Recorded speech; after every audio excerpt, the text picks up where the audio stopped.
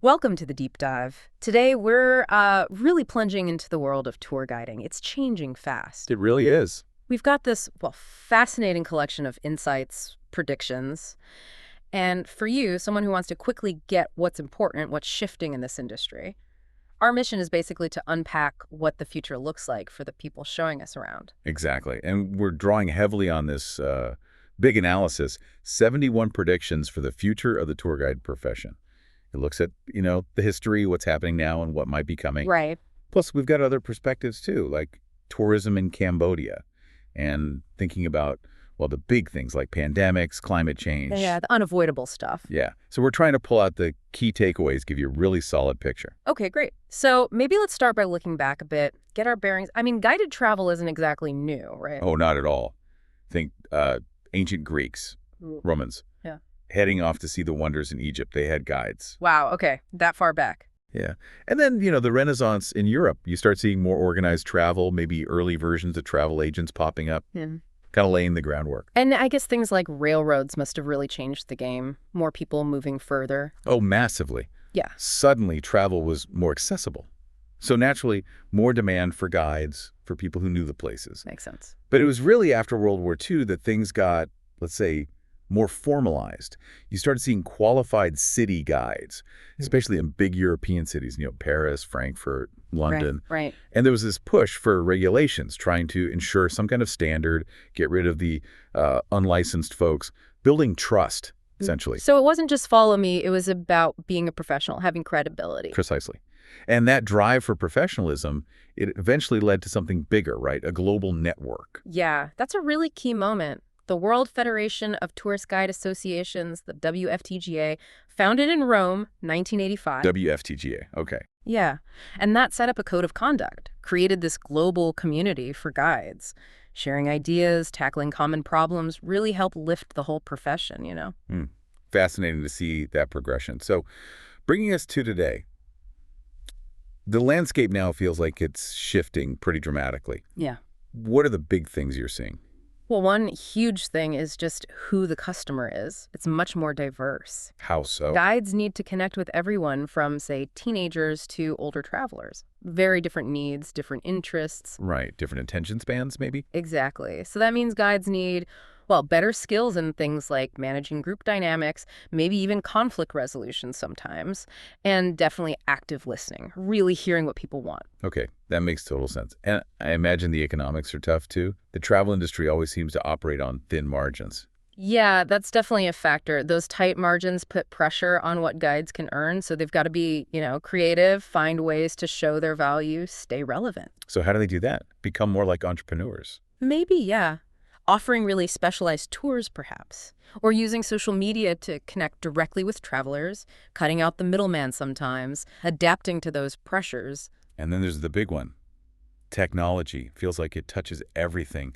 Tour guiding must be feeling it, too. Oh, absolutely. Tech's having a massive impact. You've got virtual tours, augmented reality, mobile apps giving you info as you walk around, even self-guided options. We saw early versions like indie guides, walk with locals, then big players like Airbnb jumping in. It's not just new tools. It's changing how tours even work. So is the human guide on the way out, replaced by an app? Well, the general feeling seems to be no, not entirely. It's more like technology augments the guide. Augment how? Like virtual tours. They can take you places you physically can't go. Think exploring deep underwater or maybe a dangerous historical site. And they're getting more interactive. Interactive VR tours. Yeah, imagine poking around a virtual big site, maybe asking an AI expert questions. And then AR, augmented reality, that overlays digital info onto the real world. Ah, okay. Like you point your phone at a castle ruin. And you see what it looked like in its prime. Exactly. But the guide is still key. Maybe curating that digital layer, adding the stories, the context. I like that AR example, yeah. Seeing the past layered onto the present. What about all those travel apps then? There are so many. They're becoming these sort of intelligent guides in your pocket, right? Okay. Location aware, giving you info based on where you are. But isn't that overwhelming? It can be. That's the challenge. For you, the traveler, it's about sifting through it all. Finding the right app, the best info for what you want to see right then and there. Cutting through the noise. Yeah, finding the signal and the noise. Yeah. Okay, stepping back from tech for a second, what about broader changes? Climate change, competition between places. Definitely big factors. Climate change is already shifting where people go and when. Guides need to adapt, maybe focus on eco-tours, explain the local impacts they're seeing. And places fighting for tourists, fierce competition. So destinations needs strong branding, but also like honest assessments of the threats they face, whether it's climate or something else. And this whole sharing economy thing, Airbnb, Uber, that must be shaking things up for guides too. Oh yeah, that's disintermediation, right? Yeah. Platforms let travelers book directly with a guide. Skipping the tour company. Exactly. Which can be good for the guide, maybe more control, better pay sometimes, but also means they need to be their own marketer, their own admin. Right, a whole different skill set needed. Yeah. And it puts pressure on the professional guide groups to figure out, okay, how do we maintain standards? How do we work together in this new landscape? Okay, so the ground is definitely shifting. What about the travelers themselves? What do they want now? Has that changed? Big time. Especially after the pandemic, there's this huge pent-up demand for travel. People are excited. But probably also more cautious. Definitely. Safety, well-being, huge focus. We're seeing people lean towards outdoor tours, places that aren't so crowded, seeking space, peace of mind. Makes total sense, both freedom and security. And it sounds like this type of guide might be changing too. Yeah, we're seeing more specialized roles emerge, not just your standard city guide. Maybe protocol guides focused on health and safety. Ah, interesting. Or hyper-local guides who know one neighborhood inside out. And tech might change how, say, restricted areas are guided. Plus, there's this growing appreciation for local guides, real authentic insights. So maybe less demand for guides flown in from elsewhere just because they speak a certain language. Potentially, yeah. The value is shifting towards that genuine on-the-ground perspective. And sustainability, that feels like it's gone from niche to mainstream. Oh, it's absolutely critical now. People are much more aware of tourism's footprint, environmentally and socially. Right, so yeah. Sustainable practices are key. And even moving towards regenerative tourism. Regenerative, what's that exactly? It's about aiming to actively improve a place through tourism, not just sustain it or minimize harm, leaving it better than you found it. Wow, okay. That's a higher bar. And does that connect to this idea of experiential travel we hear about? Directly. People want more than just sightseeing. They want immersion, connection. Feeling things, not just seeing things. Exactly. Feeling more alive, more connected to the place, the culture, the people. So the focus shifts from, say, the fancy hotel room to the quality of the guide's interpretation, the service, the storytelling. It's about creating memories through real engagement. So guides are becoming like experience architects, not just information dispensers. That's a great way to put it. And in this super connected world, social media must be huge. Oh, massive. It drives so much travel inspiration. You even have this idea of the social media tour guide now. People just sharing their trips online. Yeah, and influencing where other people go. And then you have the professional influencers, nano, micro, macro, mega. Their power in shaping destination choices is just undeniable. So destinations and tour companies have to be good at social media now.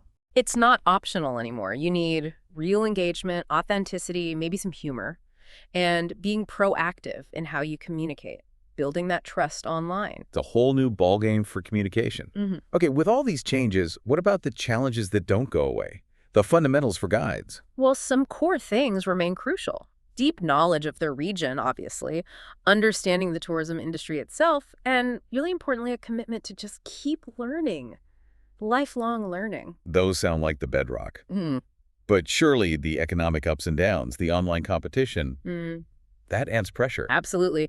Economic swings always hit tourism. Guides need to be nimble, adapt to market changes.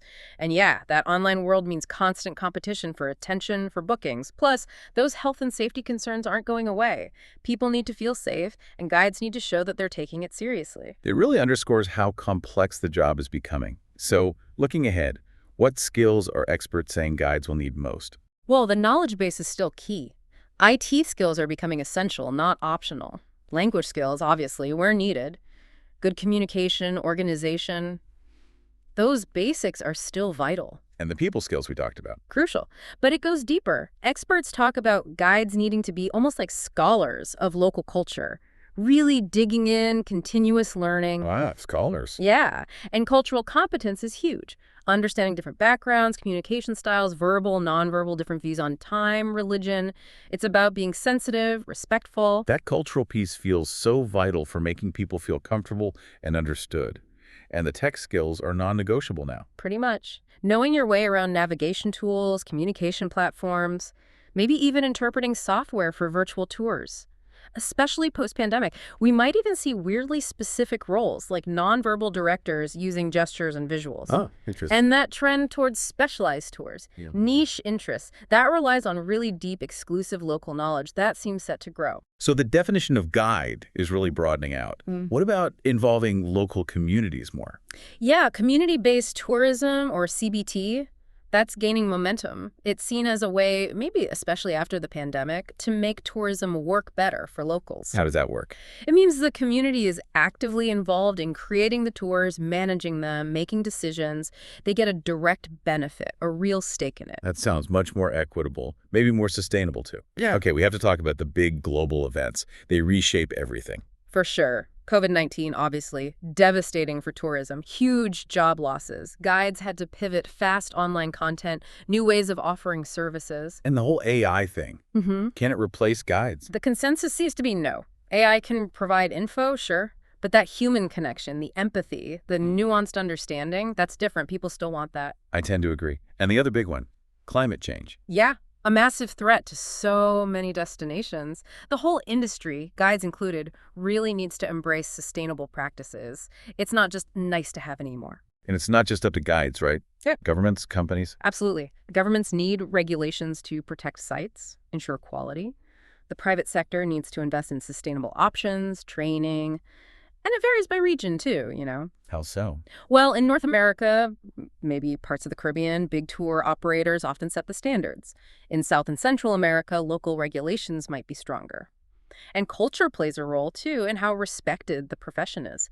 Some places need to maybe update things to make sure guiding thrives, like it does in Europe or North America. Lots of moving parts globally. So, Yeah. pulling it all together. Yeah. What's the general outlook? Is it optimistic, pessimistic? I'd say the predictions lean towards resilience. It's still fundamentally about people. There's likely growth ahead, driven by more tourists overall, and that demand for creative, personalized, experiential tours we talked about. With tech helping things along. Exactly. Technology as an enabler. But there are risks, too, right? Definitely.